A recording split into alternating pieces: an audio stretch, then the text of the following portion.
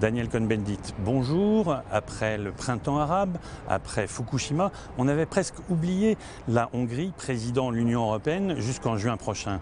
Alors, qu'est-ce qui vous amène ici aujourd'hui à Budapest, en ce début de printemps? D'abord, toujours le groupe organise une rencontre dans le pays où il y a la présidence. Donc, on est ici en Hongrie. Alors, on parle évidemment aussi des problèmes d'énergie, etc., qui se posent partout maintenant. Et il y a deux grands thèmes aussi en Hongrie, c'est-à-dire la loi sur les médias et le projet de nouvelle constitution. Et donc, on discute aussi de ces deux projets ici à Budapest. Le gros dossier ici, c'est donc la révision de la Constitution, une révision considérée par beaucoup d'observateurs comme inquiétante. Quel est votre avis sur la question? Le drame, c'est qu'ils comprennent une constitution comme étant la volonté de la majorité. Ce n'est pas une constitution qui est prévue pour, disons, les citoyens en général, mais une constitution qui exprime le vœu, l'intention de la majorité. Donc on a une constitution un peu qui en fait définit des modes de vie, le rôle de la religion, qui définit aussi, disons, le positionnement de la Hongrie dans l'histoire, qui est assez inquiétante parce que c'est une idée d'une grande Hongrie de siècles passés. Autre dossier, la loi sur la presse.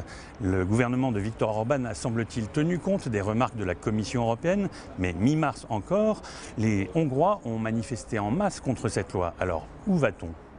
Moi, je crois que ce qu'on critique et où on n'est pas d'accord avec la Commission européenne, c'est que la Commission n'a jugé qu'une partie, mais la question fondamentale, c'est le contrôle des médias par une institution politique. Et je crois que c'est ça que Alors, ça crée un climat de contrôle des médias, et vous avez un autre climat, c'est-à-dire que, par exemple, les annonceurs aujourd'hui ont peur de la réaction des gouvernements parce que vous avez des journaux qui ont justement de la publicité de la ville de Budapest ou du gouvernement.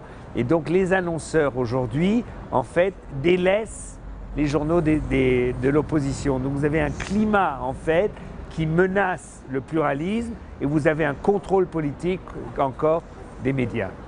Au bout du compte, aujourd'hui, l'opposition en Hongrie a-t-elle les moyens et la capacité de s'exprimer et d'être entendue? Oui et non. Évidemment qu'elle a encore la capacité, il reste certains médias, mais c'est vrai que ce que je viens de dire, le pluralisme médiatique est en danger en Hongrie, ce qui met en danger la démocratie. Gauche en état de semi-coma, pression de l'extrême droite sur le gouvernement en place, marginalisation des partenaires sociaux. La Hongrie suit-elle une évolution politique à la française? Chaque pays est différent, mais c'est vrai qu'il y a aujourd'hui, l'opposition n'est pas marginalisée en France. Donc c'est pas...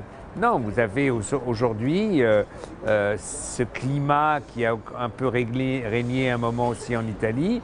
Vous avez, avec un gouvernement à une majorité des 2/3 au Parlement, vous avez une situation à la Chavez, c'est-à-dire en fait où les espaces, les contre-pouvoirs démocratiques se trouvent réduits. Finalement, Viktor Orban est-il vraiment pire que Nicolas Sarkozy ou Silvio Berlusconi? Et plus généralement, quel tableau dressez-vous de la droite en Europe en cette année 2011? Moi, je ne sais pas s'il faut dire pire. Orban est Orban, Sarko est Sarko et Berlusconi est Berlusconi. Mais je crois que dans certains pays, le populisme de droite aussi, disons, reprenant des arguments de l'extrême droite, le populisme de droite aujourd'hui met en danger, disons, la structure démocratique et la substance démocratique de pays. Et là, c'est aussi valable pour la France que pour l'Italie que la Hongrie. Alors, est-ce qu'il y a une action européenne à mener en la matière? Oui, le Parlement européen doit, mais c'est pas si simple. C'est pas si simple parce que l'action européenne, ça voudrait dire qu'on puisse mettre les Européens ensemble. Oui, il y a une réflexion européenne à mener là-dessus. La Confédération européenne des syndicats organise le 9 avril prochain, ici même à Budapest, une grande euromanifestation contre l'austérité et pour l'Europe sociale. L'Europe sociale, vous y croyez encore ?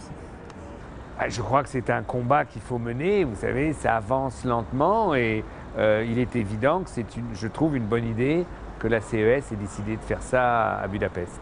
Daniel Cohn-Bendit, merci beaucoup. Pas de quoi.